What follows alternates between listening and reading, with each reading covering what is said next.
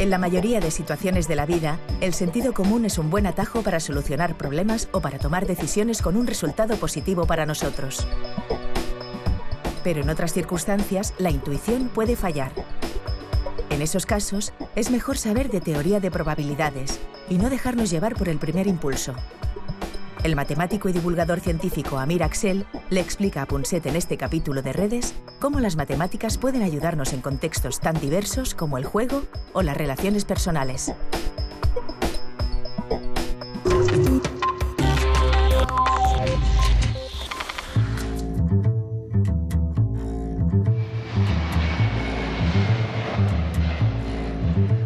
La probabilidad de que tengas un conocido en común con alguien sentado junto a ti en un avión es de 1,5%.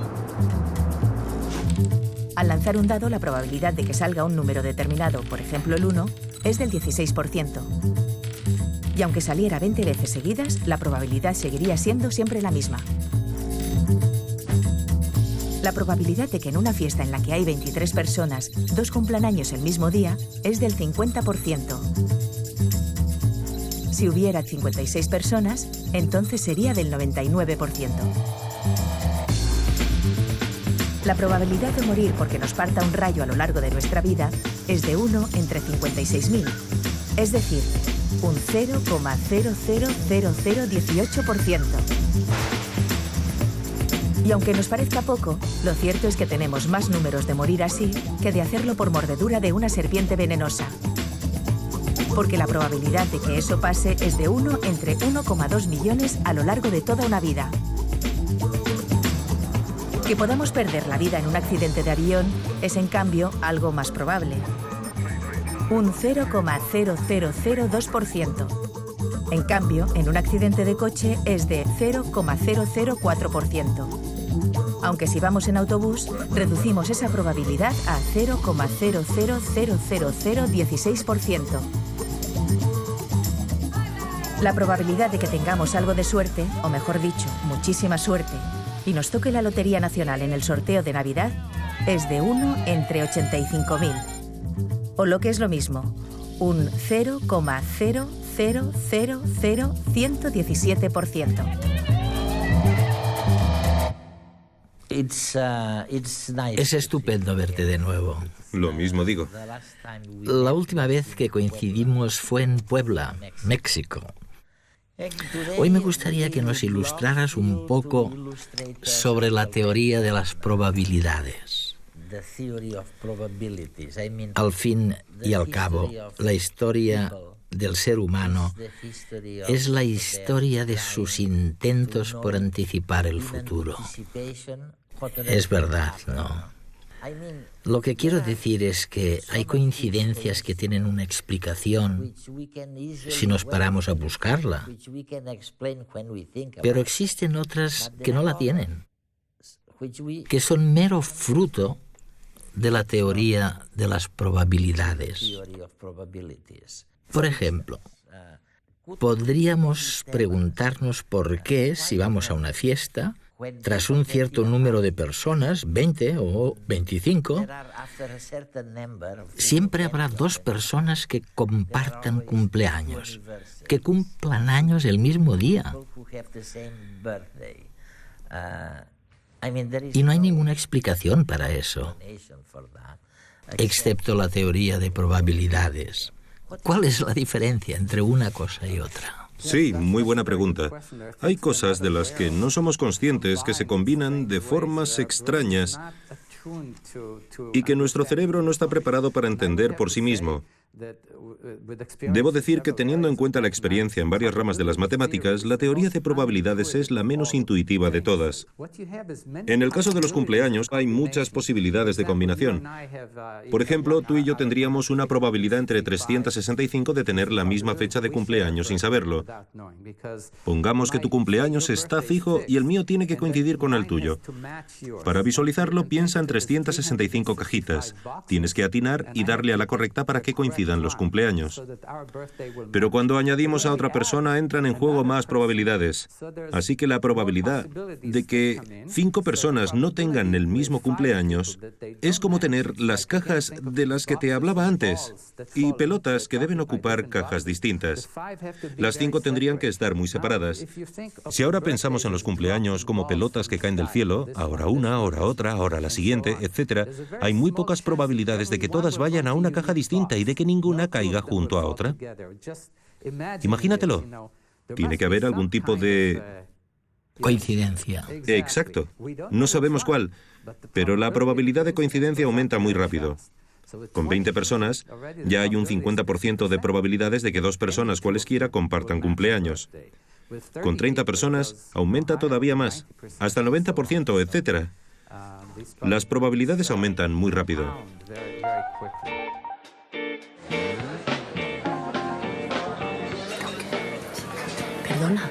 Perdona. ¿Me pones otro gin tonic, por favor? ¿Quieres que te invite a una copa? Es que estoy con unas amigas. Bueno, ya, pero las puedes dejar solas un ratito, ¿no?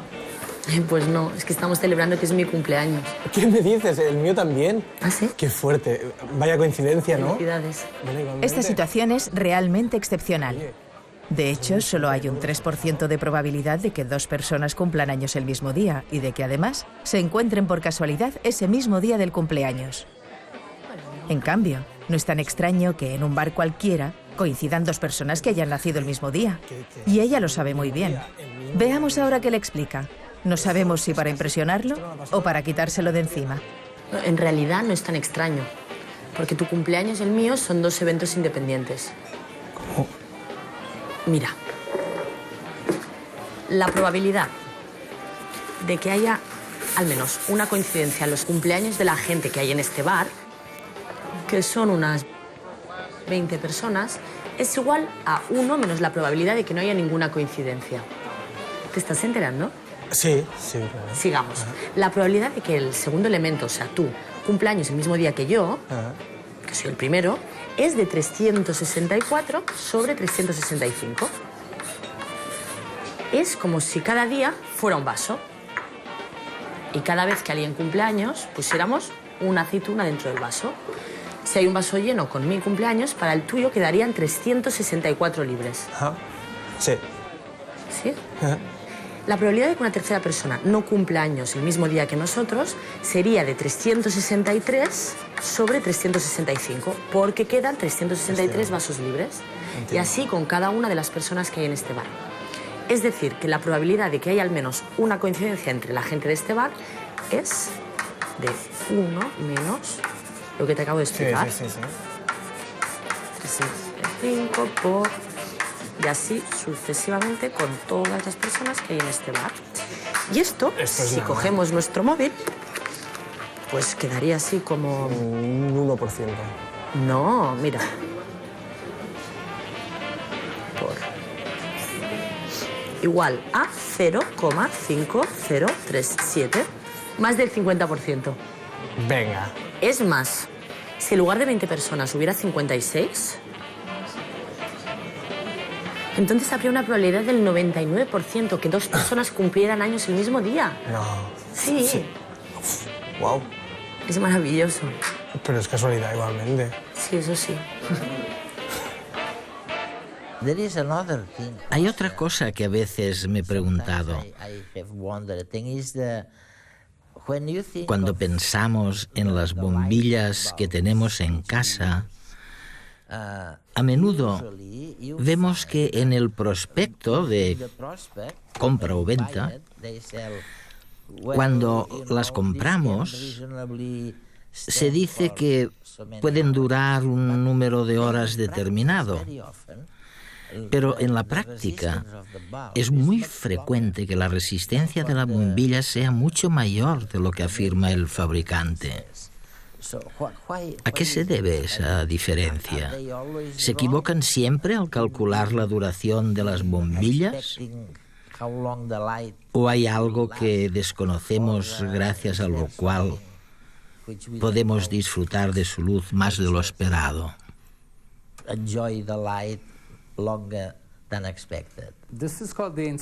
Esto se denomina la paradoja de la inspección y me ha fascinado toda la vida. Si pensamos en las personas, es lo mismo que con las bombillas. Por ejemplo, un niño de 5 años superará la esperanza de vida media de un recién nacido, porque ese niño no morirá por una enfermedad infantil de la primera infancia. Y ha vivido 5 años. Exacto.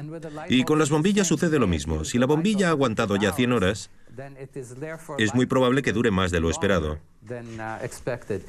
Esto también sirve para explicar la persistencia de la mala suerte. Vas a la estación de autobús y sabes que los autobuses pasan cada 10 minutos. Así que tu expectativa es esperar de media unos 5 minutos y llegar a la estación entre 2 autobuses. Pero todos sabemos que siempre nos toca esperar más de lo que creíamos. Cierto. Y es por la misma razón. Imagina que el autobús está llegando, pero de repente uno va más rápido y el siguiente más lento. Y tal vez otro también se descuadre un poco del horario. Además, cuando llegas a la estación, llegas en un momento aleatorio. Es más probable que dicho momento aleatorio se sitúe en el intervalo largo que en el corto, porque para llegar en el corto tendrías que coincidir exactamente y hay muchas menos probabilidades de lograrlo. El autobús llega y se va inmediatamente y es poco probable que estés ahí justamente en ese momento. En cambio, si hay un intervalo largo entre autobuses, tienes más probabilidades de llegar entonces. Si entendemos esto, veremos que explica por qué normalmente nos toca esperar más de la media. Pensamos que es una paradoja, que el promedio debería ser el promedio, pero no es así. ¿Cómo os la ingeniáis para transmitir el mensaje de que hay que dejarlo correr, no buscarle 3 pies al gato, no impacientarse al esperar un autobús, porque en realidad la teoría de probabilidades dice esto o aquello? No es tan fácil de aceptar esto, ¿no? No se acepta fácilmente y por eso hay tantas teorías por ahí que no son nada científicas. Nos gusta creer en misticismos.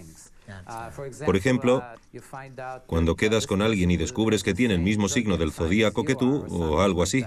Eso es. Sabemos que hay coincidencias que no entendemos y que la única manera de comprenderlas es mediante el cálculo de probabilidades. Y ahí estriba la diferencia entre la ciencia y la pseudociencia, porque la ciencia utiliza la probabilidad para explicar sus teorías. De hecho, todas las teorías que utilizamos se someten a lo que denominamos pruebas estadísticas o contraste de hipótesis en la ciencia.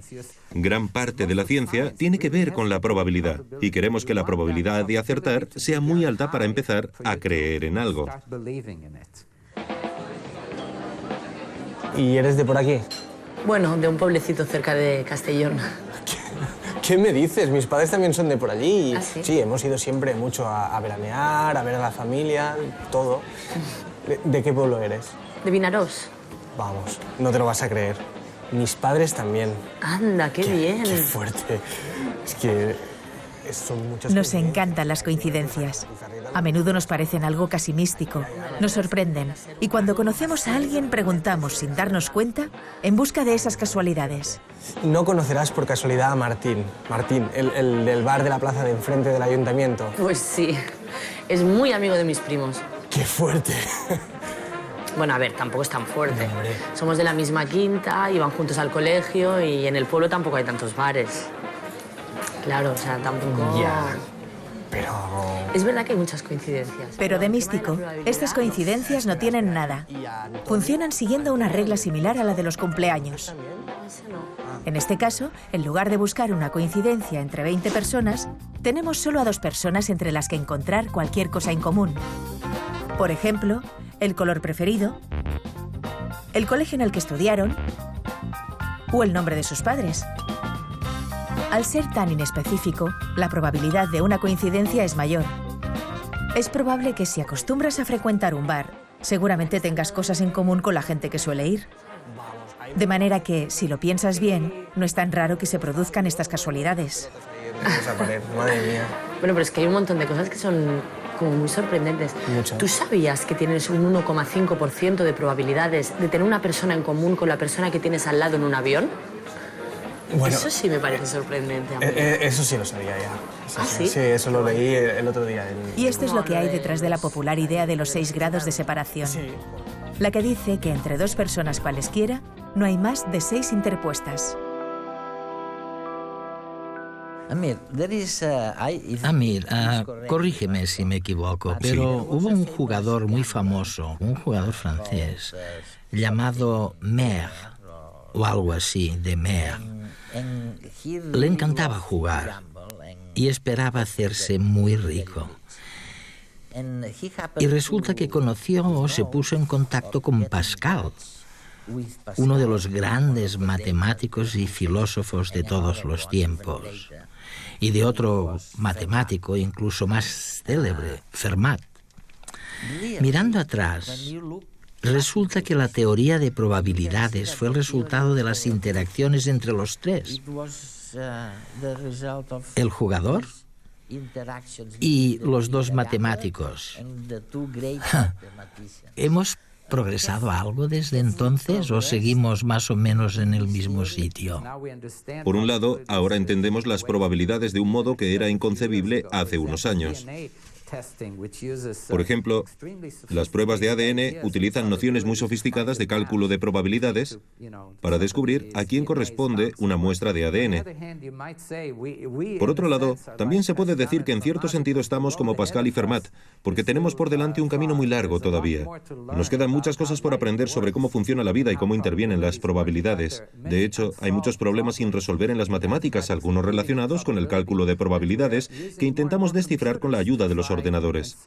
Podemos decir que todavía estamos empezando, todavía estamos intentando encontrar el camino más apropiado, pero hemos aprendido bastantes cosas. Es fascinante porque escuchándote me ha venido a la cabeza tu tesis según la cual en el amor la actitud debería ser la misma. Es decir, si has conocido a 37 personas a lo largo de tu vida y has salido con ellas o has experimentado con la posibilidad de vivir con ellas, con la siguiente persona que conozcas, que te parezca fiable para el matrimonio o el amor, deberás lanzarte, no dudarlo. ¿Es así? Sí, así es. Pongamos por caso que un joven puede conocer a 100 posibles parejas. Si es un chico, a 100 chicas, entre las que durante los siguientes 5 o 6 años deberá elegir. ¿Con quién de las 100 debería casarse? Pues bien, de las 100, lo mejor es haber salido con 37 y haber tomado notas de quién es mejor, pero sin casarse con ninguna.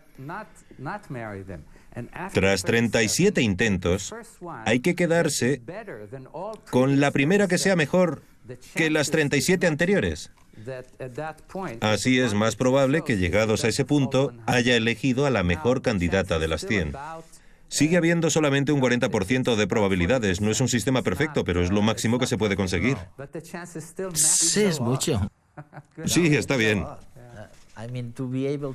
Oye, por ejemplo, poder decirle a la gente que si se comporta así, las probabilidades de elegir bien a la pareja son del 40%. Es mucho mejor en un tema tan espinoso como el amor. Sí. Tú ibas, ¿verdad, también? Ay, el amor. ¿Cómo saber si la persona que tenemos delante es nuestra media naranja?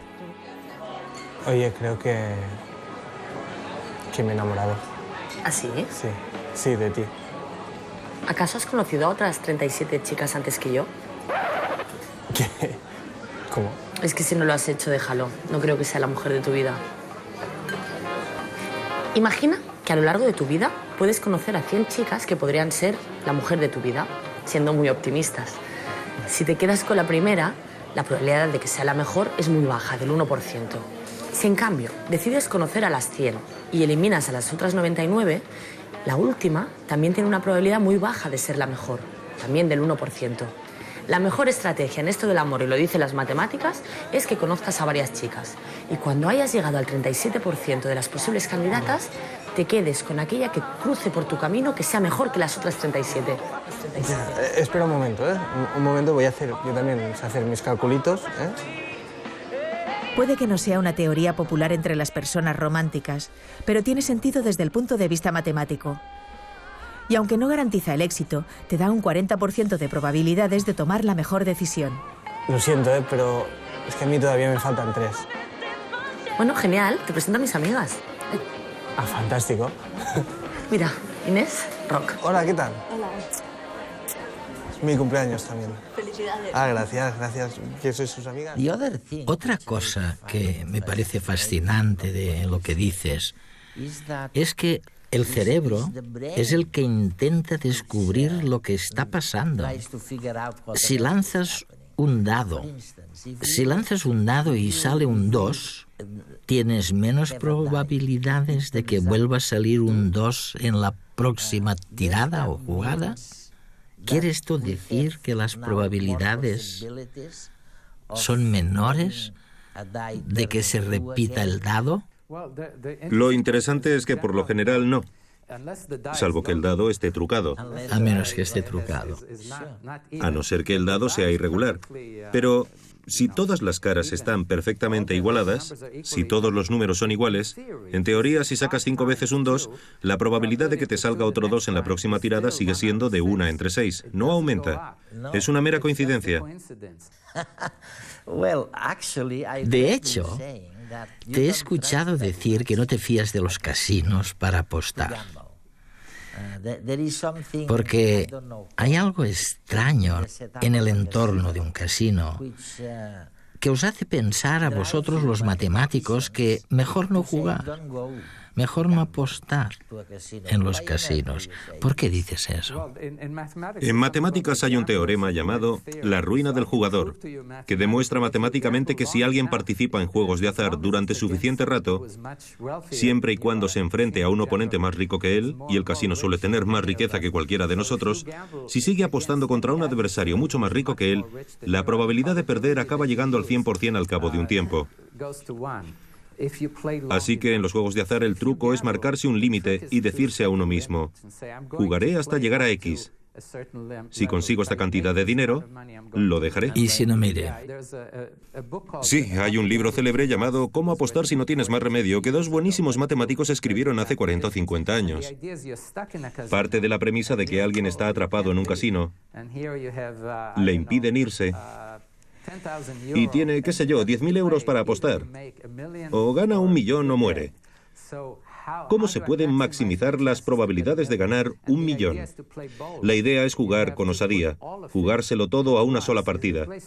Porque si uno apuesta pequeñas cantidades todo el rato, rápidamente llega un punto en el que tiene muchísimas probabilidades de quedarse a cero. En cambio, si se lo juega todo, aunque las perspectivas sigan siendo no muy buenas, con esa táctica, aunque las probabilidades de perder sean altas, las de ganar serán ligeramente superiores que si se juega cantidades pequeñas.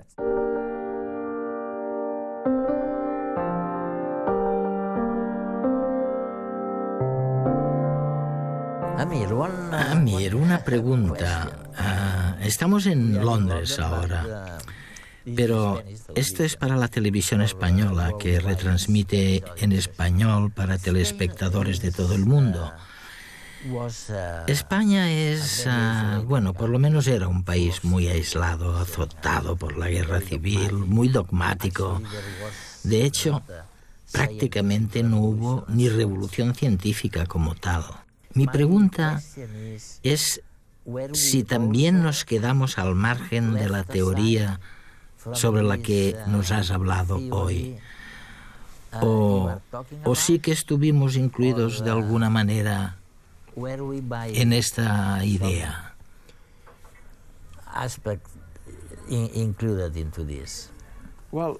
Más que incluidos. Algunos de los grandes avances modernos de la teoría de probabilidades se realizaron en España. Uno de los estadísticos más importantes es español. Se llama José Bernardo y es tan bueno con el cálculo de probabilidades que pudo predecir en 1982 los resultados de las elecciones al Parlamento español con un margen de un único parlamentario. Un único escaño. ¿Y qué le impulsaba? ¿Cuál era la motivación científica tras su vocación por la teoría de probabilidades? Tiene que ver con el lugar en el que estamos, Londres, porque en realidad utilizaba las ideas de un experto estadístico de 1753, un reverendo llamado Thomas Bayes. Resulta que al aplicarlas a la probabilidad, permiten cálculos mucho más sofisticados que dejan atrás a Fermat, a Pascal y al jugador del que antes hablábamos. Es el siguiente nivel, que se produjo unos 100 años después, claro. Si dominas el método matemático para calcular la probabilidad, puedes utilizar la información previa para predecir el futuro mejor que si solamente te basas, por ejemplo, en una encuesta actual. Eso le brindó una precisión tremenda que le permitió predecir con una exactitud que jamás se había visto antes. Y por eso se hizo famoso.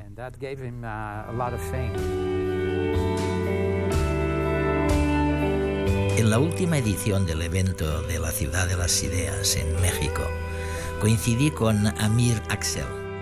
Y mientras esperábamos el turno para dar nuestra conferencia, nos jugamos a los dados quién pagaba el café. El desafortunado sería quien sacara 2 veces el mismo número, concretamente el 3 antes que su adversario. Yo perdí aquella partida en un santiamén. Para mi sorpresa, saqué 2 veces seguidas el número 3. Si no recuerdo mal, lo que me explicó el ganador es que yo no sabía nada de lo que los especialistas en la teoría de las probabilidades llaman acontecimientos independientes del otro. Por ello, mi consejo para la audiencia de redes es estudiar y trabajar mucho, pero dedicar también algo de tiempo a las cuestiones estadísticas. Entre otras cosas, os evitaréis pagar los cafés de quienes estén bien informados sobre las probabilidades de la vida.